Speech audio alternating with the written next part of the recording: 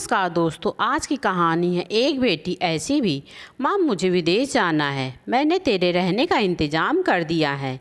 तकरीबन 34 साल की अविवाहित दीक्षा देर रात घर में घुसते ही कहा, बेटी तेरा विदेश जाना ज़रूरी है क्या? माँ की आवाज़ में चिंता और घबराहट झलक रही थी। माँ, मुझे अपनी कंपनी की तरफ से विदेश जाना पड़ रहा है। वहाँ जाकर कुछ जानकारी इकट्ठी करनी है। वैसे भी कुछ ही महीनों की बात है, दीक्षा ने कहा। जैसी तेरी इच्छा, मरी सी आवाज़ में माँ बोली और छोड़ आई। दीक्षा अपनी माँ कमला देवी को पड़ोस वाले शहर के वृद्धा आश्रम में आने पर शुरू में हर बुजुर्ग के चेहरे पर जिंदगी के प्रति हताशा और निराशा साफ झलकती थी। पर कमला देवी के चेहरे पर वृद्धा आश्रम में आने के बावजूद कोई सिकन तक नहीं थी। एक दिन आश्रम में बैठे कुछ बुजुर्ग आपस में बात कर रहे थे। उनमें 2-3 महिलाएं भी थीं। उनमें से एक ने कहा, कमला देवी जी का कोई सगा संबंधी नहीं था जो उनकी बेटी यहाँ छोड़कर चली गई। तो वहाँ बैठी एक महिला बोली, कमला देवी के पति की मौत जवानी में हो गई थी और 2 साल पहले करीब उनके बेटे का भी देहांत हो गया। अब इनकी देखरेख उनकी इकलौती बेटी दीक्षा कर रही थी। पति की मौत के बाद कमला देवी और उनकी बेटी को रहने और खाने के लाले पड़ गए थे।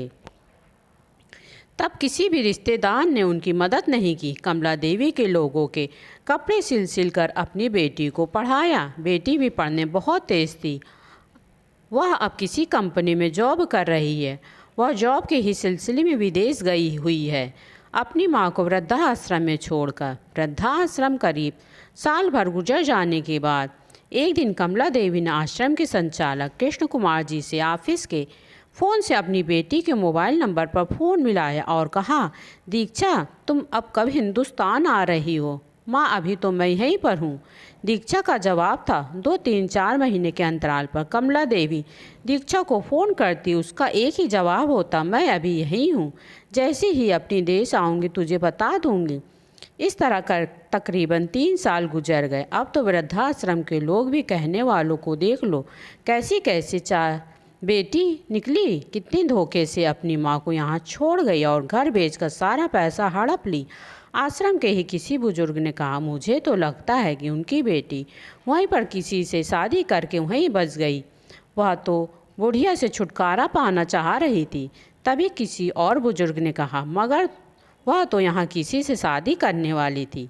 अरे होगा विदेश में कोई उसका बॉयफ्रेंड वहाँ पर, जिसने कहा होगा पहले माँ के रहने का अलग इंतज़ाम करो, तब वहाँ तुम यहाँ पर आ जाओ, तभी मैं तुमसे शादी करूँगा। 3 साल आश्रम में रहने के बाद अब कमला देवी जी को अपनी नीति का पता चल गया। बेटी का गम उन्हें अंदर अंदर खाने लगा। वह बुरी तरह टूट गई।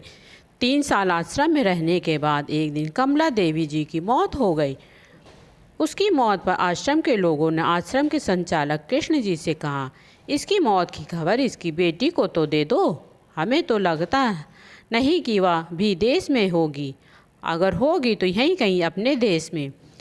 इसकी बेटी को मैं कैसे खबर करूं? उसे मरे तो 3 साल हो गए, कृष्ण कुमार जी ने कहा। यह बात सुन वहाँ पर सब लोग उपस्थित सन्न रह गए।